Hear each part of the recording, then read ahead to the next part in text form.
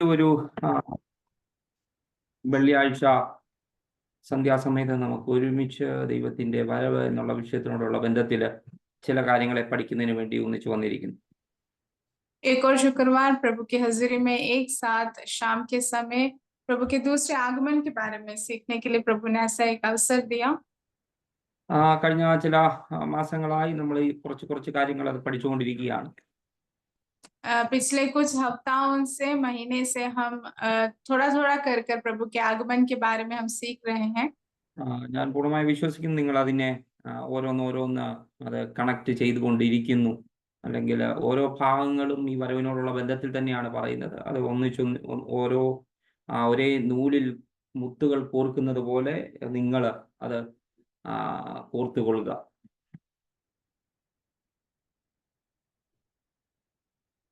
കേട്ടില്ല? ഇപ്പൊ കേൾക്കാവോ? ഒന്നും കൂടി റിപ്പീറ്റ് ചെയ്യാമോ? ഓക്കെ. ഞാൻ പറഞ്ഞത് നിങ്ങൾ പഠിക്കുന്ന കാര്യങ്ങൾ പല പല ഭാഗങ്ങളിൽ നിന്നാണെങ്കിലും ഒരേ ഒരു വിഷയത്തിൽ കേന്ദ്രീകരിച്ചാണ് പഠിക്കുന്നത്. ഒരു മാലയിൽ നൂലിൽ മുത്തുകൾ കോർക്കുന്നത് പോലെ ഓരോരോ ഭാഗങ്ങൾ നിങ്ങൾ തന്നെ അതിനുമായിട്ട് ജോയിൻ ചെയ്തുകൊണ്ട്, ഞാൻ ആദ്യമേ പറഞ്ഞ പോലെ ചില പസിൽസ് പോലെ ഓരോ ഭാഗങ്ങളെ ചേർത്ത് ഒട്ടിച്ചു വെക്കുക, അവസാനം ആ ഒരു ചിത്രം നമുക്ക് ലഭിക്കുവാനിടയായിത്തീരും. हम अलग अलग भाग से हम थोड़े थोड़े करके पढ़ रहे हैं, तो हम एक ही विषय की ओर ध्यान दे रहे हैं, पढ़ रहे हैं। जिस प्रकार पहले से बताया था, जैसे पजल्स को दूसरे एक एक भाग को हम जोड़कर एक चित्र को हम बना लेते हैं या एक चीज को हम बना लेते हैं, उसी प्रकार हम अलग अलग भाग से अलग अलग जगह से हम कुछ भागों को पढ़ रहे हैं, लेकिन एक ही विषय की ओर हमारा केंद्र है, हम पढ़ रहे हैं। നമുക്ക് പെട്ടെന്ന് അത് മനസ്സിലാകുന്നതിന് വേണ്ടി പല പല ഭാഗങ്ങളിൽ നിന്ന് ഞാനത് ചെറിയ ഭാഗങ്ങൾ എടുക്കുന്നു എന്നുള്ളത് മാത്രമേ ഉള്ളൂ. വളരെ പ്രാർത്ഥനയോടെ ആയിരിക്കുക. जल्दी उस विषय के बारे में बहुत ही आसान तरीके से समझने के लिए मैं अलग अलग भागों से इसे लेके आप बीच में रख रहा हूँ, समझा रहा हूँ। കൂടുതലും ഞാൻ അത് ഊന്നൽ കൊടുക്കുന്നത് വരവിൽ എടുക്കപ്പെടുക എന്നുള്ള വിഷയമാണ്. അതായത് കർത്താവ് വരും, അത് നിശ്ചയം തന്നെയാണ്. അതിൽ നമ്മൾക്ക് എടുക്കപ്പെടണം. എന്നാണെന്ന് നമുക്കറിയത്തില്ല. അറിയാത്തിടത്തോളം കാലം എപ്പോൾ വേണമെങ്കിലും വരാം. അതുകൊണ്ട് നമ്മൾ ഒരുങ്ങിയിരിക്കുക എന്നുള്ളതാണ് ഏറ്റവും പ്രധാനപ്പെട്ട വിഷയം. प्रभु के आगमन के बारे में हम पढ़ रहे हैं, तो भी उसमें मैं ज्यादा जोर इसी बात पे दे रहा हूँ कि हम प्रभु के आगमन में उठा लिए जाए। उसके लिए हमारी जो तैयारी है, प्रभु के आगमन में उठा लिए जाने के लिए जो हमारा तैयारी होना चाहिए, किस प्रकार हमें बनना चाहिए, उसके बारे में ज्यादा जोर लगाते हुए मैं आपको पढ़ा रहा हूँ, सिखा रहा हूँ। സോറി, ഒരു മിനിറ്റ്. എൻ്റെ ഇളയ മകൻ കടന്ന് ബഹളം വെച്ച്, അതുകൊണ്ടാണ് അങ്ങനെ വിളിക്കേണ്ടത്. ഓക്കെ. കഴിഞ്ഞ വെള്ളിയാഴ്ച നമ്മൾ വിശ്വസ്തത എന്ന അതിനെക്കുറിച്ച് യേശു പറഞ്ഞ ഒരു ഉപമയാണ് നമ്മൾ ചിന്തിക്കുവാനിടയായിത്തീർന്നത്. पिछले हफ्ता हमने विश्वास योग के बारे में एक दृष्टांत को देखा था. അതിന്റെ മുഴുവനായിട്ട് പറയാൻ പറ്റിയില്ല, തുടങ്ങിയത് മാത്രമേ ഉള്ളൂ. അതിൽ തന്നെ ഇന്ന് നമ്മുടെ ശ്രദ്ധയെ കേന്ദ്രീകരിക്കാം. उससे हमने पिछले हफ्ता सिर्फ हमने उसे शुरुआत किया था, पूरा नहीं कर पाए, तो आज हम उसी को और भी उसके बारे में हम सीखेंगे. മത്തായിയുടെ സുവിശേഷം 24-25 കർത്താവിന്റെ വരവിനോടുള്ള ബന്ധത്തിലുള്ള ലക്ഷണങ്ങൾ അതെങ്ങനെയായിരിക്കും, അല്ലെങ്കിൽ അതിന്റെ അടയാളങ്ങൾ, ചിഹ്നങ്ങൾ, ഒരുങ്ങിയിരിക്കേണ്ട ആവശ്യം, ഇതൊക്കെ വിശാലമായി അതിന്റെ അകത്ത് പറയുന്നുണ്ട്. जिस प्रकार पिछले हफ्ते हमने पढ़ा था मत्ती 24 और 25 में प्रभु के आगमन के बारे में, किस प्रकार हमें तैयार रहना है, उसको किस प्रकार भागों में बांटा गया है, उसके बारे में हमने पिछले हफ्ता पढ़ा था. യഹൂദനെ സംബന്ധിച്ച്, ജാതികളെ സംബന്ധിച്ച്, സഭയെ സംബന്ധിച്ചൊക്കെയുള്ള വിശദമായ വിവരണങ്ങൾ ആ 2 അധ്യായങ്ങളിൽ കൊടുത്തിട്ടുണ്ട്. उस दोनों जो अध्याय है उसमें हमने यहूदियों के बारे में, कलीसिया के लिए और राज्य के लिए किस प्रकार प्रभु ने बताया गया है, उसके बारे में देखा था. അതില് നമ്മൾ കഴിഞ്ഞ ആഴ്ച പറഞ്ഞ 25-ാം അധ്യായം 14 മുതൽ അതിന്റെ 30 വരെയുള്ള ഭാഗങ്ങളിൽ പറഞ്ഞിരിക്കുന്ന ഉപമയാണ്. पिछले हफ्ता हमने जो सीखा था वो 24 का 31 से लेके और 25 का 1 से लेके 30 तक जो था 14 से लेकर 30 तक। 14 से लेके 30 तक जो आत्मिक रीति से जिस बारे में बताया गया है उस दृष्टांत को हमने सीखा था। 25-ന്റെ 1 മുതൽ 13 വരെയുള്ള ഉപമ നമ്മൾ ഇതിന്റെ ക്ലാസിന്റെ തുടക്ക സമയത്ത് നമ്മൾ ചിന്തിച്ചതാണ്. ഉണർന്നിരിക്കുക, ജാഗ്രതയുള്ളവരായിരിക്കുക, യേശുവിന്റെ വരവ് ആസന്നമായിരിക്കുന്നു, ഉണർന്നിരിക്കുക എന്നുള്ള വിഷയത്തെ കുറിച്ചുള്ള ആ ഉപമ നമ്മൾ പഠിച്ചതാണ്. 25 का जो 1 से लेके 13 तक जो एक दृष्टांत बताया गया है उसे हमने हमारे इस क्लास के शुरुआत में ही हमने सीखा था, पढ़ा था 10 कुंवारियों के बारे में। ഉണർന്നിരിക്കുക എന്നുള്ള വിഷയമാണ് അതിൻ്റെ അകത്ത് കേന്ദ്രീകരിച്ചിരിക്കുന്നത്. उसमें जागे रहना उस विषय को ज्यादा महत्व देते हुए बताया गया है. സഭയോടുള്ള ബന്ധത്തിലെ ഈ രണ്ടാമത്തെ ഉപമയിൽ, കർത്താവിന്റെ വരവിനോടുള്ള ബന്ധത്തിൽ സഭയെ കുറിച്ച് പറയുമ്പോൾ ഈ രണ്ടാമത്തെ ഉപമയിൽ 14 മുതൽ 30 വരെയുള്ള ആ ഭാഗത്ത് വിശ്വസ്തത കുറിച്ചുള്ള കാര്യമാണ് ഊന്നൽ കൊടുത്ത് പറയുന്നത്. प्रभु के आगमन में कलीसिया के लिए जो प्रभु बताता है उसके तौर पर इस 25वीं अध्याय में जो दूसरा दृष्टांत बताया गया है 14 से लेके 30 तक, उसमें विश्वास योग्य के बारे में, विश्वास योग्य रहना उसके बारे में बताया गया है. സഭ ഉണർന്നിരിക്കുകയാണ്, ഉണർന്നിരിക്കേണ്ടവരാണ് എന്ന് ആദ്യത്തെ ഉപമ പറയുമ്പോൾ രണ്ടാമത്തെ ഉപമയിൽ അവരെ വിശ്വസ്തതയുള്ളവരായിരിക്കണമെന്നാണ് പറയുന്നത്. जब पहली दृष्टांत उन्हें जो प्रभु के आगमन के लिए तैयार हैं उनको जागरूक होना है, जागे रहना है करके जब पहला दृष्टांत बताता है, वही में दूसरा दृष्टांत उनको विश्वास योग्य रहना है करके भी बताता है. ഓക്കെ, ഞാനത് കുറച്ച് ഭാഗം പറഞ്ഞെങ്കിൽ ഒന്നുകൂടെ ഒറ്റ ലൈനിൽ പറഞ്ഞ് നമുക്ക് ഇന്ന് ചിന്തിക്കേണ്ട ഭാഗങ്ങളൂടെ നമുക്കൊന്നിച്ച് ചിന്തിക്കാം. ഒരു മനുഷ്യന് അവന്റെ സ്വത്തുവകകളൊക്കെ അവന്റെ അടിമകൾക്ക് കൊടുത്തിട്ട് അവൻ വിദേശത്തേക്ക് കടന്നു പോകാനിടയായി തീർന്നു. दूसरे दृष्टांत में जिस प्रकार लिखा गया है कि एक मनुष्य अपनी सारी संपत्ति अपने दासों को देकर दूर देश की ओर जाता है. അതിന്റെ പോയ കാര്യങ്ങളും അടിമയെ കുറിച്ചുള്ള കാര്യവും അടിമയെ വിലക്ക് മേടിക്കുന്ന കാര്യങ്ങളൊക്കെ നമ്മൾ കഴിഞ്ഞ ആഴ്ച ചിന്തിച്ചതാണ്. അതുകൊണ്ട് ഞാൻ പറയുന്നില്ല. ആ മനുഷ്യൻ തന്റെ സ്വത്തുവകൾ തന്റെ അടിമകൾക്ക് വീതം വെച്ച് കൊടുക്കുകയാണ്.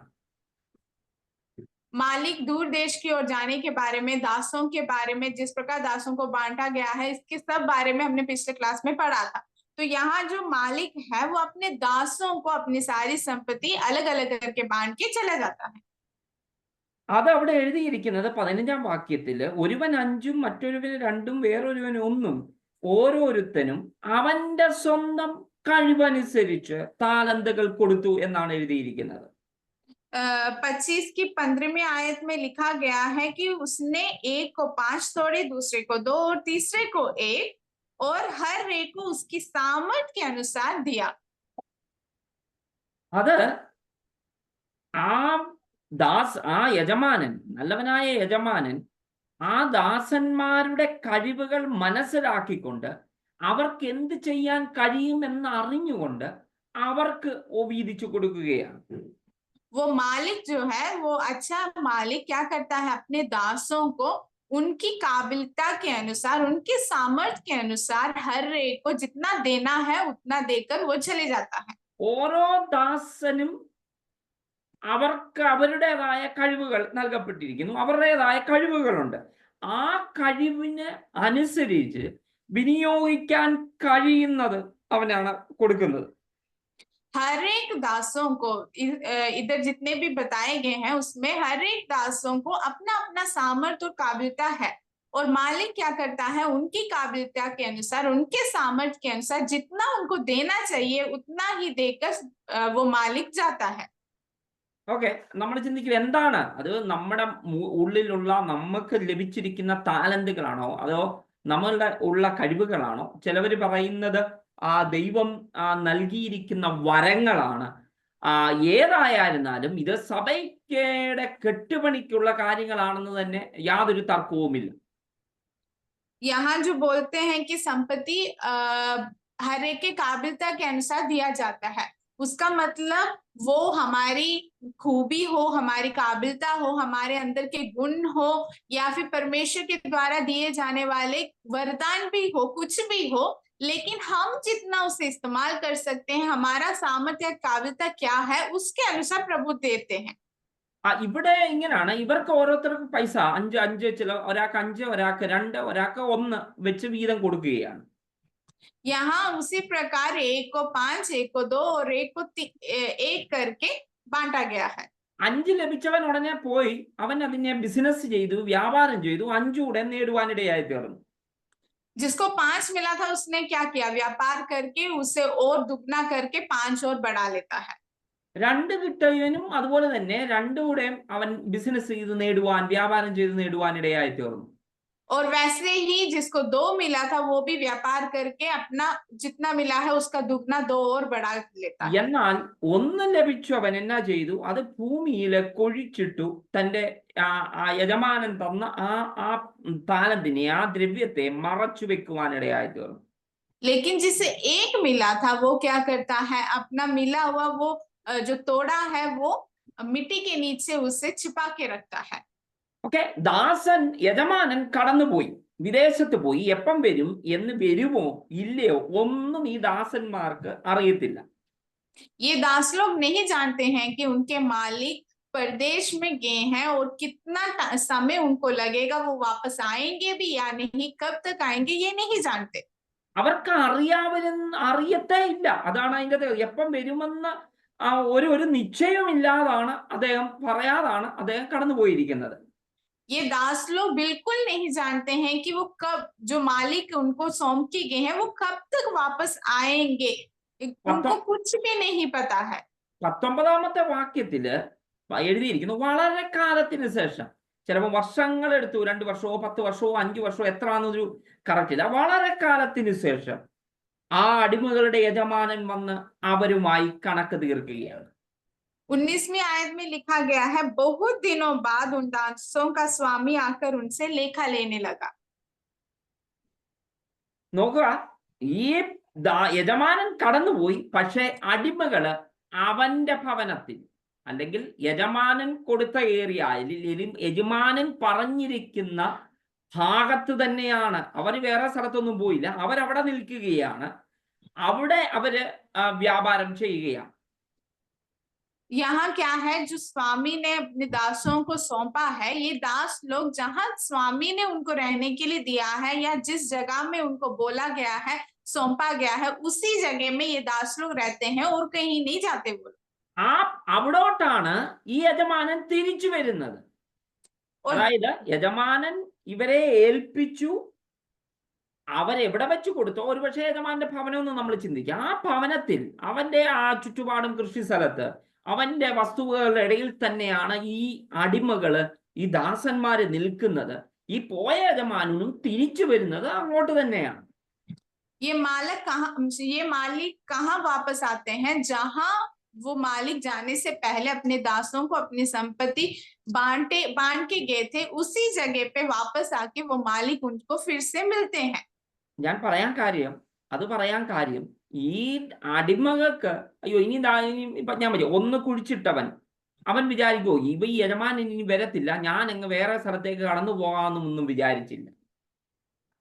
मैं इस बात को क्यों आपके बीच में बता रहा हूँ, क्योंकि अगर हम देखते हैं तो ये जो एक तोड़ा मिला हुआ दास जो है, वो ये नहीं सोचा कि मेरे पास एक ही तोड़ा मिला है, पता नहीं मेरा मालिक अभी वापस नहीं आएगा, मैं एक काम करता हूँ, मैं इसे लेके और किसी जगह पे जाके जीता हूं करके वो नहीं गया।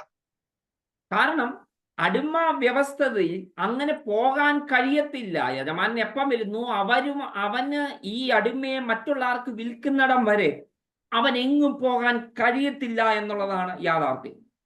क्योंकि जो पुराने नियम के अनुसार जो दास का जो नियम होता है, उसके अनुसार वो दास लोग अपने मालिक को छोड़ के या मालिक ने सौंपे हुए चीज को छोड़ के वो कहीं नहीं जा सकते।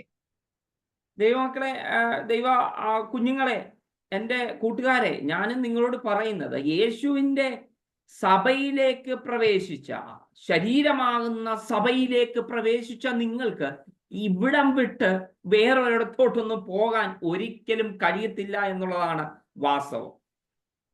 मेरे प्रिय बच्चों, मेरे दोस्तों, मैं भी आप लोगों से यही कहना चाहता हूँ, प्रभु यीशु को जो आपने स्वीकार कर लिया है, अपने जीवन में उन्हें अंगीकार कर लिया है, तो उसके बाद आप इस जगह को छोड़कर या यहाँ से प्रभु को छोड़कर आप कहीं और नहीं जा सकते। ആ ഭാഗം ഒന്നുകൂടെ ക്ലിയർ ആക്കി പറയണം. അതായത് ഞാൻ രക്ഷിക്കപ്പെട്ടപ്പോൾ ഞാൻ ഓട്ടോമാറ്റിക്കലായിട്ട് അല്ലെങ്കിൽ രക്ഷിക്കപ്പെട്ടപ്പോൾ ഞാൻ യേശുക്രിസ്തുവിന്റെ ശരീരമാകുന്ന സഭയോട് ഒന്നിച്ച് പറ്റിച്ചേരുകയാണ് ചെയ്യുന്നത്. जब मैंने उद्धार पाया तो मैं प्रभु यीशु मसीह के उस सभा की उस शरीर के साथ मैं जुड़ गया हूँ. ഞാൻ ഒന്നുകൂടെ ഞാൻ അറിയാം, നിങ്ങൾ ആദ്യം നമ്മുടെ മനസ്സിന് ഒരു വ്യതിയാനം വരുന്നു, മനസ്സിനൊരു ഒരു ഒരു പരിവർത്തനം സംഭവിക്കുന്നു.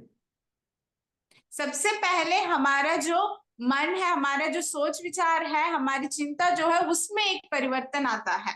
ഞാൻ എൻ്റെ യഥാർത്ഥമായ പിതാവിനെ തിരിച്ചറിയുന്നു. मैं अपने जो सच्चा पिता है उसे मैं जानने लगता हूँ. ആ തിരിച്ചറിഞ്ഞ പിതാവിനെ ഞാൻ ഹൃദയം കൊണ്ട് വിശ്വസിക്കുകയും അതുപോലെ തന്നെ വാ കൊണ്ട് ഏറ്റുപറയുകയും ചെയ്യുന്നു. യേശുവേ, നീയാണ് എൻ്റെ പിതാവ്, എൻ്റെ പ്രഭു, പ്രഭുത്വം, പ്രഭുതവ, ഹിന്ദി में പ്രഭുതാ करने वाला, ऐसे ഒരു സ്വാമിയായി ഞാൻ സ്വീകരിക്കുകയാണ് അംഗീകരിക്കുന്നതിലൂടെ. जब हम उस सच्चे पिता को जान लेते हैं, फिर अगला हम दिल से उसे मानकर अपने मुंह से उसे अंगीकार कर लेते हैं कि प्रभु ही हमारे उद्धार करता है, हमारे प्रभुता है करके. അതിനുശേഷം ഞാന് ലോകത്തോടും പിശാചിനോടും എൻ്റെ സഭയോടും എൻ്റെ സൊസൈറ്റിയോടും സമൂഹത്തോടും ഞാൻ അതിനെ പ്രൊക്ലെയിം ചെയ്യുകയാണ്, ഘോഷം ചെയ്യുകയാണ്, ഞാൻ ഇനി മുതൽ യേശുവിൻ്റെ മകനാണ്, മകളാണ്. जब हम उससे अंगीकार कर लेते हैं, उसके बाद क्या होता है, हम अपने समाज से, हमारे समूह से, हमारे हर एक जो समाज है उसके बीच में हम क्या करते हैं, घोषणा करते हैं कि हम किसके पुत्र या पुत्री हैं, हम स्वर्गीय पिता के पुत्र या पुत्री हैं करके. ഒരാളുടെ പിശാചിനോട്, അതാണ് യാഥാർത്ഥ്യം, പിശാചിനോട് പറയാ, പിശാചെ, നീ എൻ്റെ പഴയ പ്രഭുവാണ്, നിന്നെ വിട്ടു, എനിക്ക് പുതിയ ആളെ കിട്ടി, എൻ്റെ പുതിയ പിതാവിനെ കിട്ടി, ഇനി മുതൽ അവനാണ് എൻ്റെ പിതാവനെന്ന് ഞാൻ ഘോഷം ചെയ്യുന്നു. सिर्फ केवल मनुष्यों से या समाज से नहीं, बल्कि उस शैतान से भी हम घोषणा करते हैं कि आज से हम उस परमेश्वर के उस पिता के पुत्र या पुत्री हैं करके. അതിനെയാണ് നമ്മൾ സ്നാനം എന്ന് വിളിക്കുന്നത്. उसी को हम बपतिस्मा भी करके कहते हैं. അതുകൂടെ ചെയ്യുമ്പോൾ ഞാനൊരു പുതിയ സൃഷ്ടിയായി മാറുന്നു.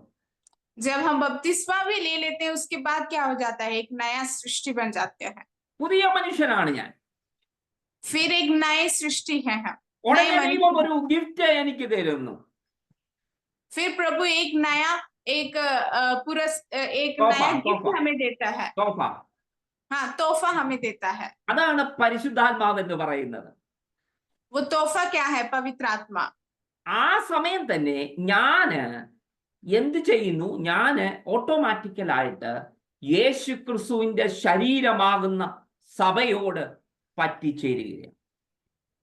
तब हम खुद ही क्या हो जाते हैं, उस प्रभु यीशु मसीह के सभा करके जो शरीर है उसके साथ हम जुड़ जाते हैं.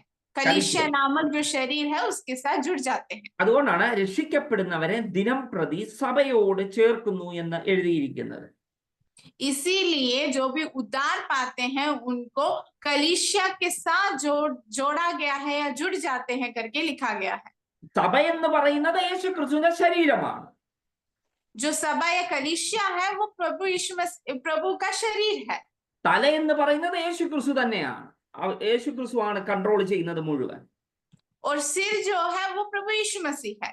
ഞാൻ ഈ ശരീരത്തോട് പറ്റിച്ചേരുക എന്ന് പറഞ്ഞാൽ ഞാനൊരു അവയവമായി മാറുകയാണ്. जब हम बोलते हैं कि मैं इस शरीर से जुड़ गया हूँ, उसका मतलब मैं एक अंग बन गया हूँ, शरीर का अंग बन गया. ഞാൻ യേശുക്രിസ്തുവിന്റെ ശരീരമാകുന്ന സഭയുടെ ഒരു അവയവം, അംഗമാണ്. मैं फिर उसके बाद क्या है, हम प्रभु यीशु मसीह के उस कलीसिया के एक अंग बन जाते हैं। ഈ സഭയെ ചേർക്കാനാണ് യേശുക്രിസ്തു വരുന്നത്.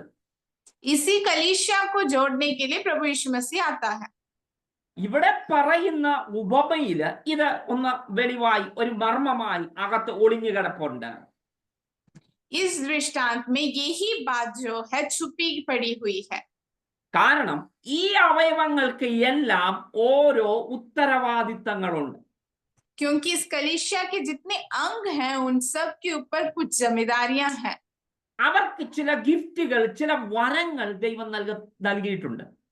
प्रभु ने इस अंगों को कुछ तोहफे या कुछ वरदान दिए गए हैं। ചില ടാലന്റുകൾ, ചില കഴിവുകൾ ദൈവം നൽകിയിട്ടുണ്ട്. कुछ वरदान, कुछ काबिलियता, कुछ ऐसे गुण प्रभु ने दिए गए हैं। അതിനെ വിനിയോഗിക്കുക, അതിനെ വിനിമയം ചെയ്യുക എന്നുള്ളത് നിങ്ങളുടെ അല്ലെങ്കിൽ ഓരോ അംഗങ്ങളുടെയും ഉത്തരവാദിത്തമാണ്. उसे इस्तेमाल करना या उपयोग करना वो हर एक अंग का जिम्मेदारी है। കൈക്ക് കൈയുടേതായ ഉപയോഗങ്ങളുണ്ട്.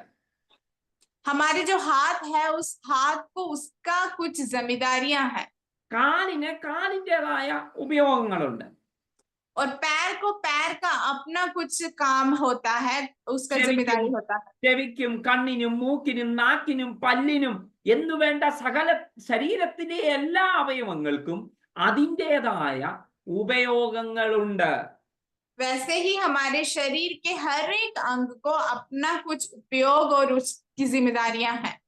ഇന്ന് ഞാൻ വിചാരിക്കും, ആ കൈയോട് പറയുമോ ഞാൻ ഇന്നൊന്നും പണി ചെയ്യുന്നില്ല, ഞാൻ കൈ കെട്ടി അങ്ങ് നിൽക്കുക എന്ന് പറഞ്ഞാൽ ഒരു പരിപാടിയും നടക്കത്തില്ല, ശരീരത്തിന് മുമ്പോട്ട് പോകാൻ കഴിയത്തില്ല. सोचो अगर हमारा हाथ हमसे बोलता है कि मैं आज कुछ काम नहीं करूंगा, मैं शांत से बैठने वाला हूं, मैं कुछ नहीं करूंगा, ऐसे कहा गया तो फिर उस दिन कुछ भी हम नहीं कर पाएंगे। ഹാർട്ട് പറയുക ഞാൻ ജനിച്ചപ്പം തൊട്ട് അടിച്ചോണ്ടിരിക്കുക, ഇന്ന് ഞാൻ കുറച്ച് സമയത്തെ റെസ്റ്റ് എടുക്കാൻ തീരുമാനിച്ചാൽ അവിടെ തീരുകയാണ് പ്രശ്നം, അതോടെ തീരുകയാണ്. अगर हाथ बोलता है कि जब से मैं जन्म लिया हूं तब से मैं काम कर रहा हूं, आज मैं शांत बैठने वाला हूं, रेस्ट लेने वाला हूं करके कहा तो कुछ भी नहीं होने वाला। അല്ലെ, നിങ്ങൾ ഉറങ്ങുമ്പോഴും നിങ്ങൾ പോലും അറിയാതെ ഹാർട്ട് അവിടെ പമ്പ് ചെയ്തുകൊണ്ടിരിക്കുവല്ലേ. നമ്മുടെയൊക്കെ കൂവായിന്ന് കിണറിൽ നിന്നൊക്കെ അടിക്കുന്ന മോട്ടർ വെള്ളമടിക്കാൻ വേണ്ടി എത്രയോ പ്രാവശ്യം അത് ഖരാബാകുന്നു, അല്ലെ അതിന്റെ ബയറിങ് പോകുന്നു, ഇടിവെട്ടിയാൽ ഷോർട്ടായി എന്തൊക്കെ പോകുന്നു. നിങ്ങളൊന്ന് ചിന്തിച്ചു നോക്കിയാൽ നിങ്ങളുടെ ഹാർട്ട് ജനിച്ച സമയത്ത്, എനിക്ക് അമ്മയുടെ ഉദരത്തിൽ ആയിരിക്കുമ്പോൾ തൊട്ട് എനിക്കറിയത്തില്ല, ഡോക്ടർ ഷെഫിയോട് ചോദിച്ചാൽ അറിയാം, 6-ാം മാസമോ ഏതാണ്ട് മുതൽ ഹാർട്ട് പമ്പ് ചെയ്യാൻ തുടങ്ങുകയാണ്. അത് തൊട്ട് ഈ നിമിഷം പോലും നിങ്ങൾ അറിയാതെ വർക്ക് ചെയ്യുന്ന ഹാർട്ട് ഇന്ന് വിചാരിക്കുക നിർത്തിയേക്കാമെന്ന് വിചാരിച്ചാൽ തീർന്നതോടെ കാര്യങ്ങൾ. हमारा हार्ट जो है हम सब जानते हैं, हमारा जो दिल है वो हमेशा धड़कते रहता है, हमेशा वो खून को शरीर तक पहुंचाने का काम करते रहता है। अगर वो हमारा दिल अगर वो काम करना बंद कर देता है तो फिर हमारा शरीर कुछ भी काम नहीं कर पाता, हमारा शरीर फिर जिंदा ही नहीं रह सकता है। ഞാൻ പറഞ്ഞതിന്റെ കാര്യം ഓരോ അവയവങ്ങൾക്കും ഓരോരോ കഴിവുകളും ഓരോരോ ടാലന്റുകളും ഓരോരോ വരങ്ങളും പ്രത്യേകമായി കൽപ്പിച്ച് നൽകിയിരിക്കുകയാണ്. मैं यही कहना चाहता हूं कि हमारे शरीर के हर एक अंग को उसका काबिलियता के अनुसार हर एक को जिम्मेदारी या उपयोग दिया गया है। നിങ്ങൾ വിചാരിക്കുന്നത് ഈ കണ്ണിന്റെ മുകളിലുള്ള ഐബ്രോയ്ക്കോ ഐലാഷോ എന്തോ ഇതിനൊക്കെ പറയുന്നത് നമുക്ക് കാണുമ്പോൾ തുച്ഛമായി തോന്നും. അല്ലെങ്കിൽ മൂക്കില് ഉള്ള രോമങ്ങള്, ഇടയ്ക്ക് വരുന്ന മ്യൂക്കസുകള്, ചെവിക്കകത്ത് വരുന്ന കായങ്ങൾ, ഇതിനൊന്നും ഒരു ഉപയോഗമില്ല, ചുമ്മാതെ വെച്ചേക്കുവാന്ന് നിങ്ങൾ ഒരിക്കലും ചിന്തിക്കരുത്. കാണുമ്പോൾ തുച്ഛമായി തോന്നുന്ന പലതിനും അതിൻ്റെതായ ഉത്തരവാദിത്തങ്ങളുണ്ട് എന്ന് മനസ്സിലാക്കണം. हमारे शरीर में शायद देखने में तुच्छ जानने वाले कुछ चीजें होंगे, जैसे कि आईब्रोज हो गए, हमारे नाक के अंदर का कुछ बाल हो गया, कान में आने वाली वैक्स हो गया, ऐसी बहुत सी चीजें हैं जो देखने में हमें तुच्छ लगती होगी, लेकिन उसका बहुत ही कुछ जिम्मेदारियां, उसका उपयोग होता है हमारे शरीर में। നിങ്ങൾ പറയും എന്നെ ഒരു ഹാർട്ടാക്കി ദൈവം വെച്ചില്ലല്ലോ, എന്നെ വെറും ചെവിക്കകത്തെ ഒരു വാക്സ് ആക്കി ആരും കാണാൻ പോലും കഴിയത്തില്ല, ആരും വൃത്തികെട്ട ഒരു നാട്ടമുള്ളതുകൊണ്ട് എന്നെ തൂത്ത് കളയുന്നതായിട്ട് വെച്ചിരിക്കുന്ന ഇതുകൊണ്ട് ഞാൻ ഇനി ഒരു പണിയും ചെയ്യുന്നില്ല എന്ന് ആരും വിചാരിക്കത്തില്ല. हमारे शरीर के जो अलग अलग अंग हैं वो कभी भी एक दूसरे के साथ अपने आप को कंपेयर नहीं करेंगे। कोई भी दूसरे एक अंग कभी नहीं कहेगा कि मुझे आज मुझे प्रभु ने दिल करके नहीं बनाया है, जो इतना बड़ा काम करता है शरीर का, मुझे एक तुच्छ चीज जैसे बनाया है, इसलिए मैं काम नहीं करूंगा करके नहीं कहता है। ഓരോരുത്തർക്കും അവരുടേതായ ഉത്തരവാദിത്തങ്ങളുണ്ട്. सभी अंग को अपना अपना कुछ जिम्मेदारियां हैं, उनका उत्तरदायित्व है। യജമാനൻ ഓരോരുത്തർക്കും വരങ്ങൾ കൽപ്പിച്ചാക്കിയിരിക്കണം. അവരുടെ കഴിവിനനുസരിച്ച് വരങ്ങൾ നൽകിയിരിക്കുകയാണ്. मालिक ने अपने अपने काबिलियत के अनुसार उनको हर एक जिम्मेदारियां सौंपा गया है। ഇവിടെ അത് തന്നെയാണ് പ്രശ്നം. അതിലേക്ക് വരാനാണ് ഇത് പറഞ്ഞത്. ഒരാൾക്ക് 5, ഒരാൾക്ക് 2, ഒരാൾക്ക് 1. 1 കിട്ടിയവൻ പറയുക എനിക്ക് 5 തന്നില്ലോ എന്ന് പറഞ്ഞ് നിരാശപ്പെടരുത്. 1 തന്നവനെ, 1 ലഭിച്ചവനെ, നിനക്ക് ഈ 5നേക്കാളും വളരെ ഉത്തരവാദിത്തങ്ങൾ ഉണ്ട് എന്ന് മനസ്സിലാക്കണം. यहाँ भी इन दासों को मालिक क्या करता है, किसी को 5, किसी को 2, किसी को 1 करके तीनों को बांटा गया है। लेकिन जिसको 1 मिला है वो कभी भी ये ना सोचे कि मुझे 5 नहीं दिया है करके निराश ना हो, बल्कि ये समझे कि जिसको 1 दिया है उसे 5 दिए गए, उस इंसान से भी ज्यादा जिम्मेदारी दिया गया है। കുഞ്ഞുങ്ങളെ, ഈ ഉപമയിലെ ഏറ്റവും ഊന്നൽ നൽകിയിരിക്കുന്ന, ഏറ്റവും കേന്ദ്രമായി എനിക്ക് തോന്നി, അല്ലെങ്കിൽ ഞാൻ വായിച്ചാൽ നിങ്ങൾക്ക് മനസ്സിലായി, ഏറ്റവും കൂടുതൽ ഊന്നൽ നൽകിയിരിക്കുന്നത് 18ാം വാക്യമാണ്. ആ 1നെ കൊണ്ടവൻ, 1 ലഭിച്ചവൻ കുഴിച്ചിട്ടു. അതാണ് ഈ ഉപമയിലെ ഏറ്റവും കേന്ദ്രമായ വിഷയം എന്ന് പറയുന്നത്. इस दृष्टांत में बहुत ज्यादा हमें खास तौर से देखने वाली एक बात जो 18वीं आयत में लिखा गया है, जिसे 1 तोड़ा मिला था वो क्या करता है, मिट्टी में खोद के रखता है करके। ഇന്ന് ഒരു കാര്യം ഈ രാത്രി മനസ്സിലാക്കണം.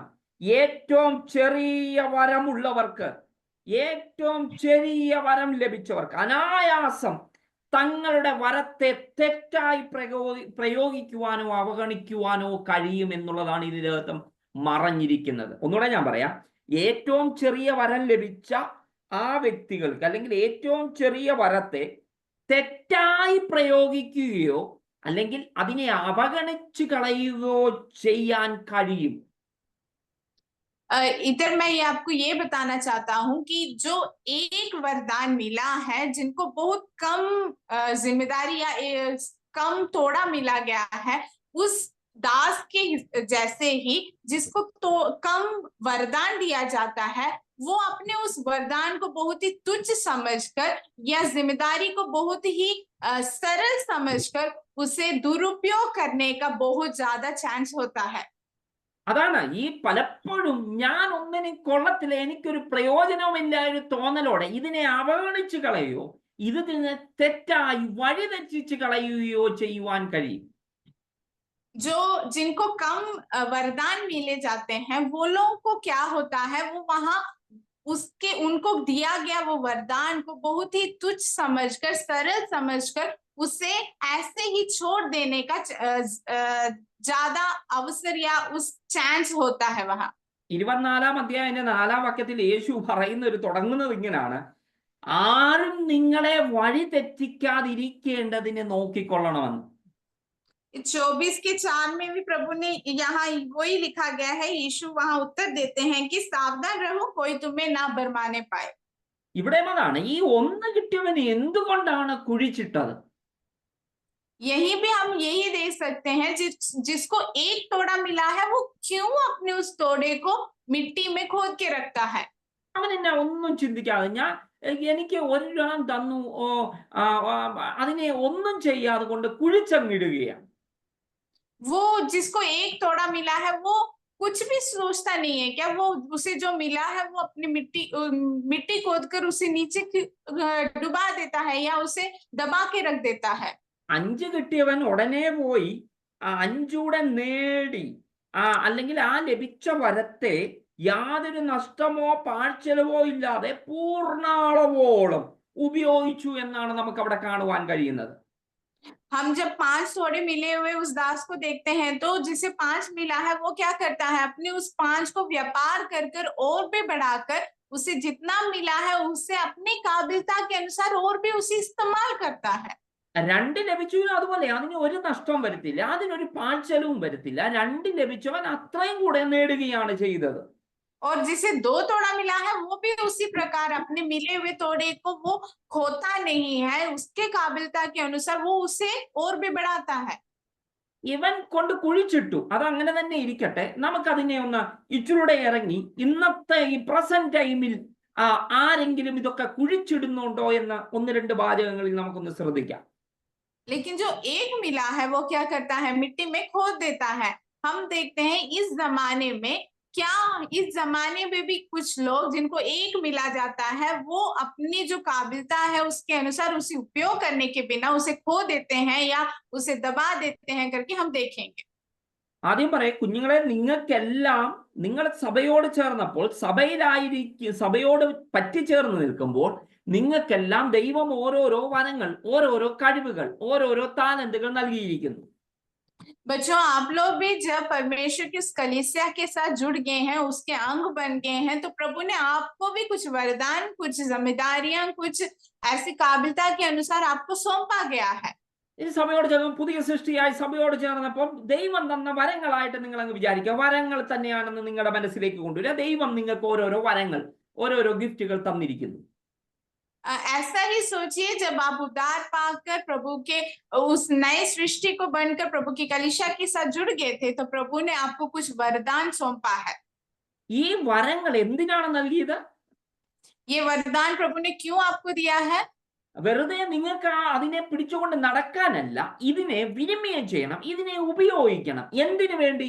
ഈ സഭയെ വളർത്തിക്കൊണ്ടുവരുവാൻ, സഭയെ കെട്ടുപണി ചെയ്യുവാൻ, അല്ലെങ്കിൽ അനേകരെ ഇതിലേക്ക് കൊണ്ടുവരുവാനൊക്കെയായി നിങ്ങൾക്ക് തന്നിരിക്കുന്ന വരങ്ങളാണിതെല്ലാം.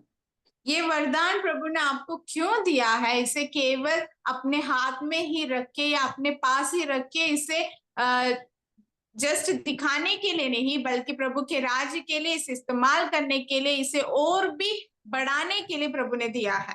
കുഞ്ഞുങ്ങളെ, നിങ്ങൾക്ക് ചിലപ്പോൾ പ്രാർത്ഥിക്കാനുള്ള വരമായിരിക്കും തന്നിരിക്കുന്നത്. बच्चों, शायद प्रभु ने आपको प्रार्थना का वरदान दिया गया होगा। ചിലപ്പം വിശ്വാസത്തിന്റെ വരമായിരിക്കും തന്നിരിക്കുന്നത്. शायद विश्वास का वरदान दिया होगा। ചിലപ്പം പരിജ്ഞാനത്തിന്റെ വരമായിരിക്കും തന്നിരിക്കുന്നത്.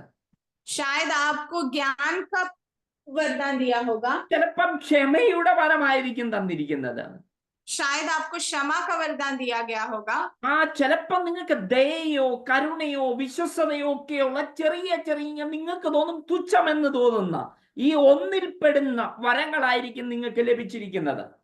शायद आपको दया करुणा ऐसी छोटी छोटी जो हमें तुच्छ लगती है, ऐसे छोटे वरदान आपको दिए गए होंगे।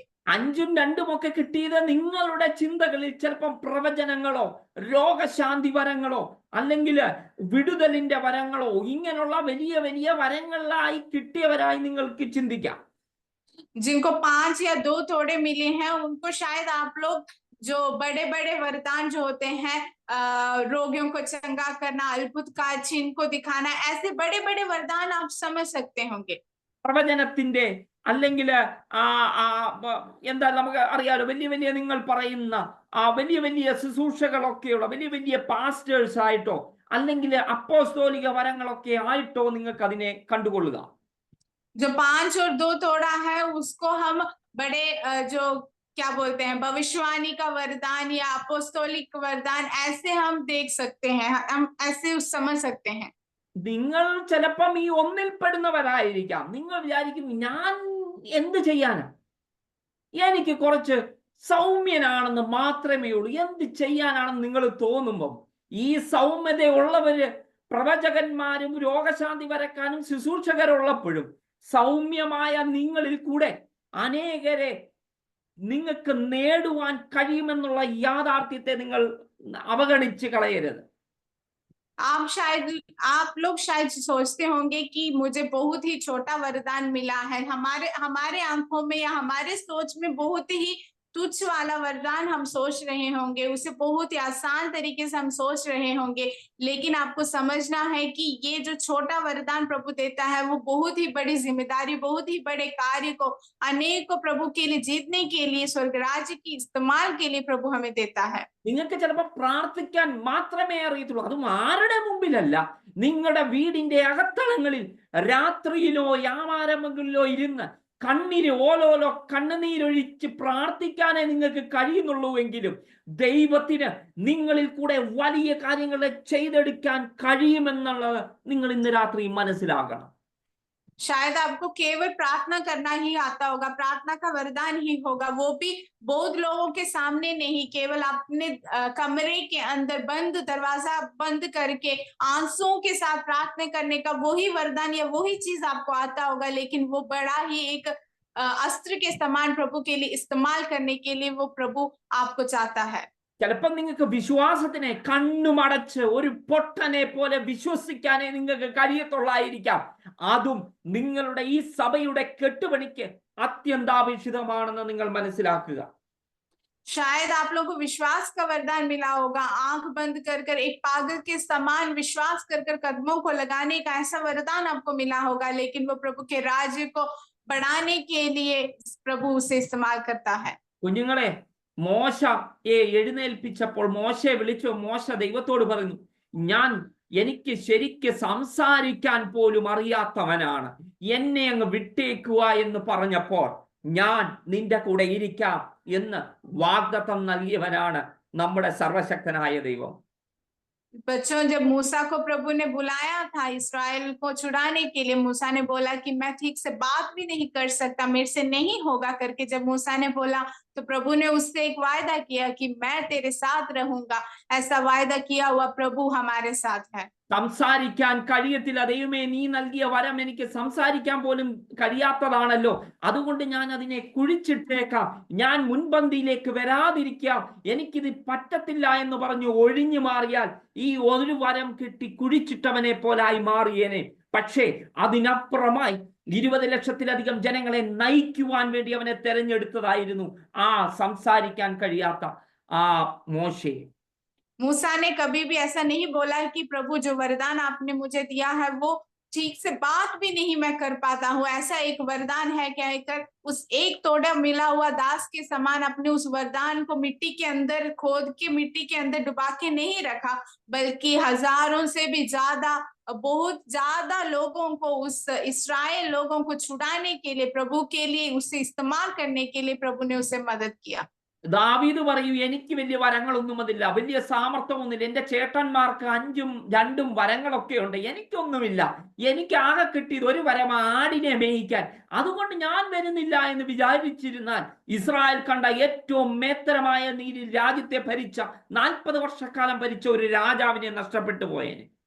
अगर दावीद ऐसा बोलता कि मेरे को कोई वरदान नहीं मिला है, मेरे भाइयों को बहुत बड़े और अच्छे वरदान मिले हैं, मेरे को कोई वरदान नहीं मिला है, बस एक ही काम आता है भेड़ों को चराना करके, जब प्रभु ने उसे बुलाया तो वो अगर नहीं आता तो इस्राएल ने देखा हुआ बहुत ही बड़ा श्रेष्ठ एक राजा हम खो जाते। നോക്കുക, അവനിൽ കൂടിയാണ് യേശു ക്രിസ്തു ഈ ഭൂമിയിലേക്ക് വരാൻ കാരണമായി തീർന്നത്.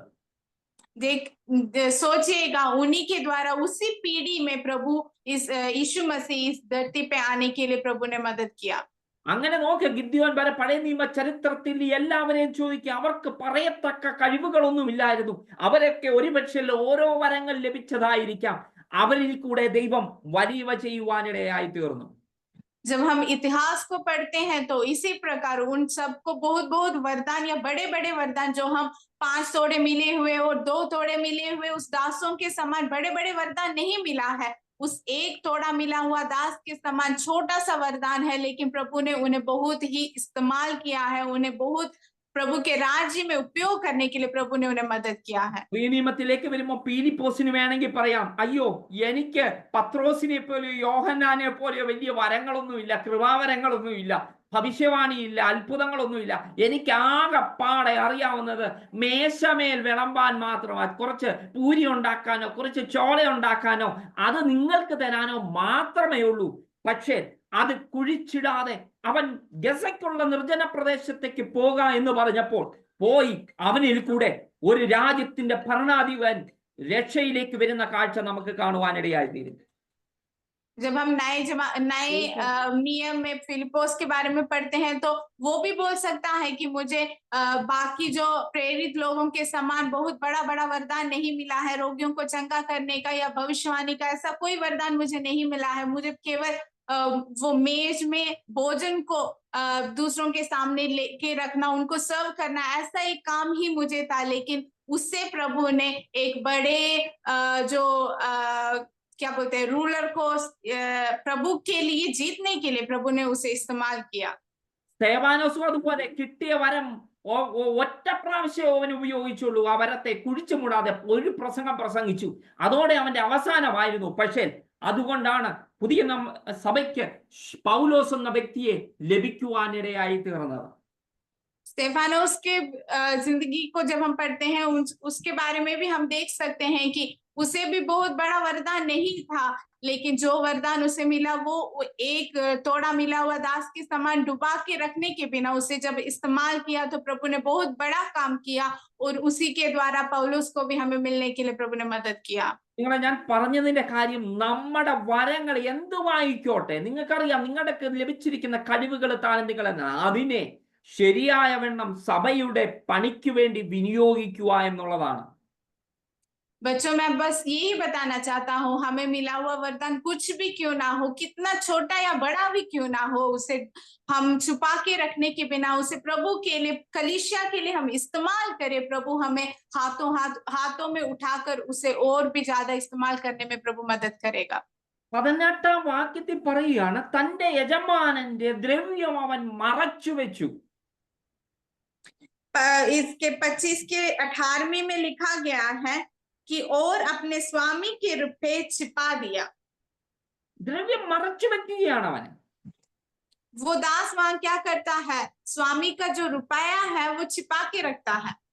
ചില ഭൗമികമായ ഒഴിവുകഴിവുകൾ, ചില ഭൗമികമായ ഒഴിവുകഴിവുകൾ എന്ന മറയുടെ കീഴിൽ ഏതൊക്കെയോ ഒരു മറയുടെ കീഴിൽ അവൻ തനിക്ക് ലഭിച്ച അല്ലെങ്കിൽ കർത്താവിന്റെ വരത്തെ പാഴായി കിടക്കുവാൻ ഇടവരുത്തിക്കൊണ്ട് അതിനെ ഉപയോഗശൂന്യമാക്കി തീർക്കുന്നു എന്നാണ് ഇതിനകത്ത് മനസ്സിലായി. ഞാൻ ഒന്നുകൂടെ പറയാം ജെവി. ചില മറവില്, അതായത് ദ്രവ്യത്തെ മറച്ചു വെച്ചു എന്ന് പറയും, അവൻ കിട്ടിയ വരത്തെ മറച്ചു വെച്ചു എന്ന് പറയുമ്പോൾ ചില ഭൗമികമായ ഒഴിവുകഴിവുകൾ, നമ്മൾ തന്നെ സൃഷ്ടിക്കുന്ന, നമ്മൾ തന്നെ പറയുന്ന ഒഴിവുകഴിവുകള് എന്ന മറയുടെ കീഴിൽ ഏതിൻ്റെയൊക്കെ പുറകിൽ, ഏതിൻ്റെയൊക്കെയോ, നമ്മളെ വെളിച്ചത്തെ കുറിച്ച് പറയുമ്പോൾ ബാൽട്ടിയുടെ അകത്ത് പൈമാനയുടെ അടിയിൽ വെക്കുന്ന വിളക്കിനെ കുറിച്ച് പറയുന്ന ഒരു ഒഴിവുകൾ പറഞ്ഞിട്ട് കർത്താവ് തന്ന വരത്തെ പാഴാക്കി കളയുന്നു, ഉപയോഗശൂന്യമാക്കി കളയുന്നു. जब हम ये जो वचन है, आयत हम पढ़ते हैं कि रुपया उसने छिपा दिया करके, जब हम पढ़ते हैं तो हम इसे समझ सकते हैं जो वरदान प्रभु ने उसे दिया था, अपने ही कुछ कारण बोलते बोलते, अपने ही कुछ एक्सक्यूज बोलकर उसने क्या किया, उसे मिले हुए जो वरदान है वो शून्य कर दिया। उसे इस्तेमाल ना करते हुए उसे शून्य कर उसने उसे खराब कर दिया। ഒന്നുകൂടെ ഇറങ്ങി പറഞ്ഞാല്, കർത്താവിന്റെ വരം, കർത്താവ് നൽകിയ വരം ഉപയോഗിക്കാതിരിക്കുവാൻ, വിനിയോഗിക്കാതിരിക്കുവാൻ എന്തെങ്കിലുമൊക്കെ ഒഴിവുകഴിവ് പറയുന്നത് ആ വരത്തെ മറച്ചു വെക്കുന്നതിന് തുല്യമാണ്. एक और थोड़ा और गहराई में जाते हुए बोलेंगे तो प्रभु के ओर से दिया गया जो वरदान है उसे इस्तेमाल नहीं करना है करके अपना ही कुछ कारण बोल कर, कुछ एक्सक्यूज को बोलकर उसे उसके अंदर छिपा के रखना, वो उसे इस्तेमाल ना करना और छिपा के रखने का बराबर होता है। ആ ഒരു വരം കിട്ടിയവൻ കുഴിച്ച് ആരും കാണാതെ മറച്ചു വെച്ചെന്ന് പറയുന്നത് തനിക്ക് ലഭിച്ച വരവത്തെ ഉപയോഗിക്കാതെ, കർത്താവ് തന്ന വരത്തെ ഉപയോഗിക്കുവാൻ എന്തെങ്കിലുമൊക്കെ ഒഴിവുകഴിവുകൾ പറഞ്ഞ് അതിനെ മറച്ചു വെക്കുന്നതിന് തുല്യമാണ്. जो दास ने यहाँ क्या किया है, अपना मिट्टी खोदकर उसके नीचे छिपाता है, जो कि अपना मिला हुआ वरदान अपना ही कुछ एक्सक्यूज बोलकर उसे इस्तेमाल ना करने के बराबर है। ഈ വരം ഏറ്റവും ചെറുതാണെന്നുള്ള കരുതുന്നവരായ ആ ഒരു താലന്തുള്ളവർക്കിടയിൽ വരുന്ന അപകടം അല്ലെങ്കിൽ ആപത്ത് എപ്പോഴും ഇതൊക്കെ തന്നെയാണ്. ये जब हम पढ़ते हैं तो एक थोड़ा मिला हुआ वो दास जिस प्रकार अपना कुछ कारण बोलकर एक्सक्यूज बोलकर उसे मिला हुआ उस वरदान को जिस प्रकार वो खो देता है, इस्तेमाल नहीं करता है, वैसे ही जो छोटे छोटे वरदान मिले गए हुए लोगों के बीच में अपने उस वरदान को इस्तेमाल ना करते हुए उसे खोने का बड़ा उसी प्रकार का जो चीज जो है उनके बीच में घूमते रहता है। 5ഉം 2ഉം കിട്ടി, ഒത്തിരി വലിയ വലിയ വരങ്ങൾ കിട്ടിയവർ അനപ്പം തൊട്ട് ഇത് വിനിയോഗിക്കുക, പ്രവചനങ്ങൾ പ്രവചിക്കുന്നു, രോഗശാന്തി ഇതെല്ലാം ചെയ്തു. പലപ്പോഴും ഒഴിവുകഴിവുകൾ പറഞ്ഞ് മുമ്പോട്ട് കടന്നു വരാതെ ഞാൻ മാറി നിൽക്കുന്നത് എനിക്ക് തന്നില്ലല്ലോ കൂടുതലൊന്നും, എനിക്ക് ഒരു വരവേ തന്നുള്ളല്ലോ എന്ന് പറഞ്ഞ് ഒഴിവുകഴിവ് പറഞ്ഞ് മാറി നിൽക്കുന്ന നമ്മളിൽ ഭൂരിപക്ഷമുള്ളവരെ പോലെ തന്നെയാണ്.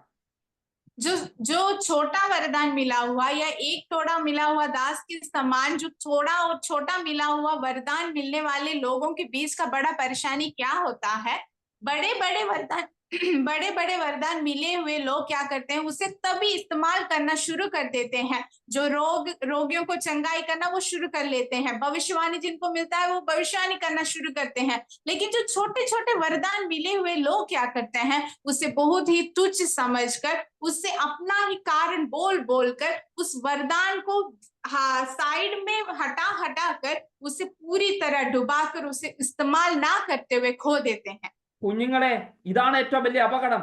അവൻ കണക്ക് തീർക്കാൻ വരുമ്പോ നമ്മളിൽ പലരും ഒരു പക്ഷേ ആ വരങ്ങളെ ഉപയോഗിക്കാതെ കുഴിച്ചു വെച്ച ആ മനുഷ്യനെ പോലെ ആയിത്തീരാനുള്ള സാധ്യത ഇതിൻ്റെ അകത്ത് ഒളിഞ്ഞു കിടപ്പുണ്ട്.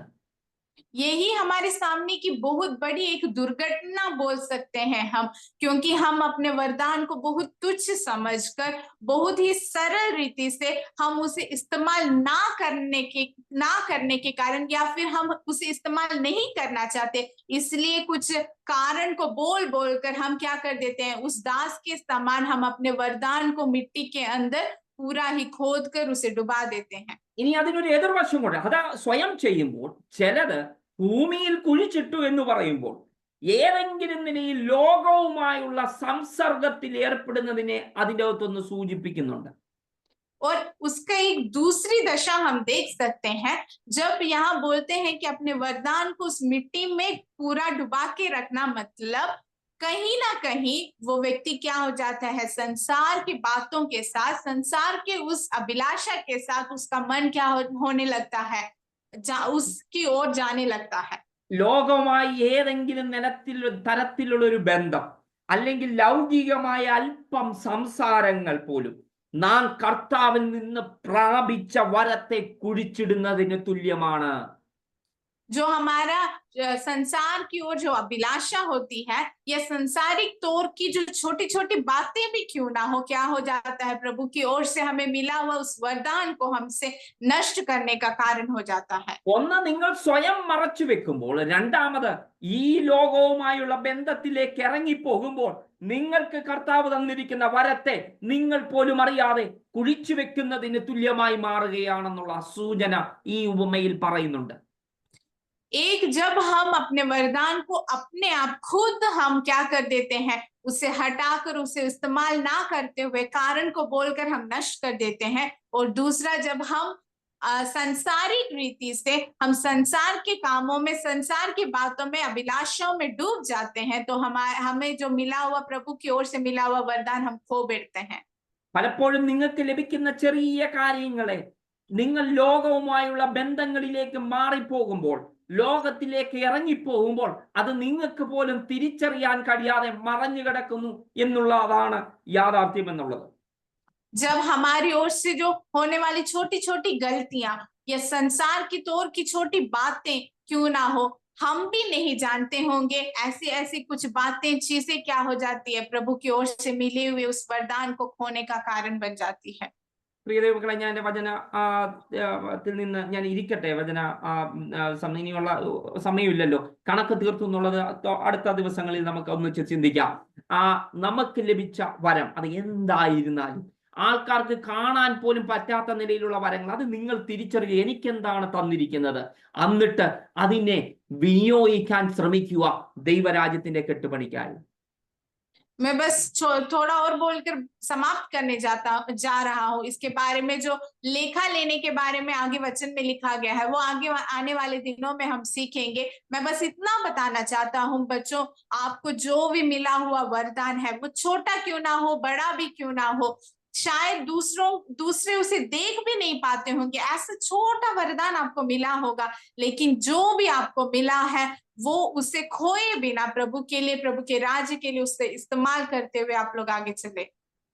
ഇതിന്റെ അകത്ത് ഈ ഗ്രൂപ്പിൽ അല്ലെങ്കിൽ ഈ മിനിസ്ട്രിയോടുള്ള ബന്ധത്തിൽ നിങ്ങളെല്ലാം ആയിരിക്കുകയാണ്. ഒരുപക്ഷെ പാടാനായിരിക്കാം, ഒരുപക്ഷെ പ്രാർത്ഥിക്കാനായിരിക്കാം, ഒരുപക്ഷെ സൗമ്യമായി ഇരുന്ന് ചില കാര്യങ്ങളെ വിശകലനം, ചിലവർക്ക് സംസാരിക്കാനായിരിക്കും, കൗൺസിലിംഗ് കൊടുക്കാനായിരിക്കാം, ചിലപ്പോൾ എഴുതാനായിരിക്കാം, ചിലപ്പോൾ കേൾക്കാനായിരിക്കാം. എന്തൊക്കെയായിരുന്നാലും നിങ്ങൾക്ക് ലഭിച്ച വരത്തെ കുഴിച്ചിടാതെ വിനിയോഗിക്കുമ്പോൾ നമ്മൾ ഒരുമിച്ച് സഭയുടെ വലിപ്പത്തിന് വേണ്ടി, സഭയുടെ ബഡോത്തിരിക്ക് വേണ്ടി അധ്വാനിക്കുന്നതിന് തുല്യമാണ്.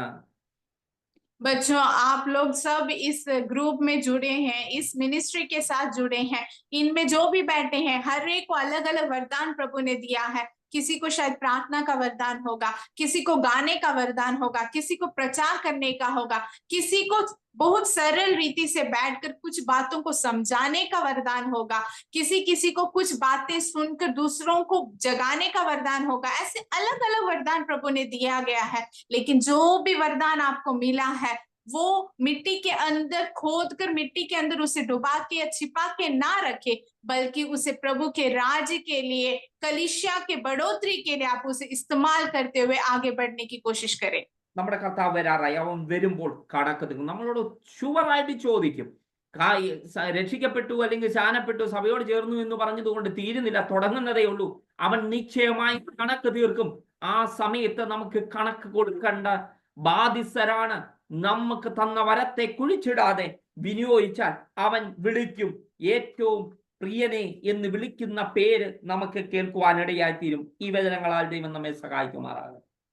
प्रिय बच्चों, हमारा प्रभु आने वाला है, उसका आगमन बहुत ही निकट है। वो आकर हमसे अपना लेखा लेगा। जो भी हमें सौंपा गया है, जो भी वरदान हमें दिया है, उसका लेखा जरूर हमसे लेगा। हमें उस एक तोड़े को मिले हुए दास के समान नहीं, बल्कि जो भी हमें मिला है उसे प्रभु के लिए इस्तेमाल करते हुए जब प्रभु हमारे पास आएगा, शायद हम केवल उद्धार पाने से या बपतिस्मा लेने से हमारा काम वहां खत्म नहीं होता है, बल्कि वहां शुरू होता है। हमें जो भी मिला है उसे प्रभु के लिए, कलीसिया की बढ़ोतरी के लिए उसे इस्तेमाल करते हुए प्रभु जब आगमन में आता है तो हम उस लेखा को देने की जिम्मेदारी हमारे सामने है। उसे देते हुए मेरा प्रिय पुत्र या प्रिय पुत्री या दास या दासी कर कहलाने का वो ऐसा एक अवसर हमारे बीच में होने पाए। प्रभु आप सबको आशीषित करें। मैं यही वचन को बोलकर बैठना चाहता हूँ।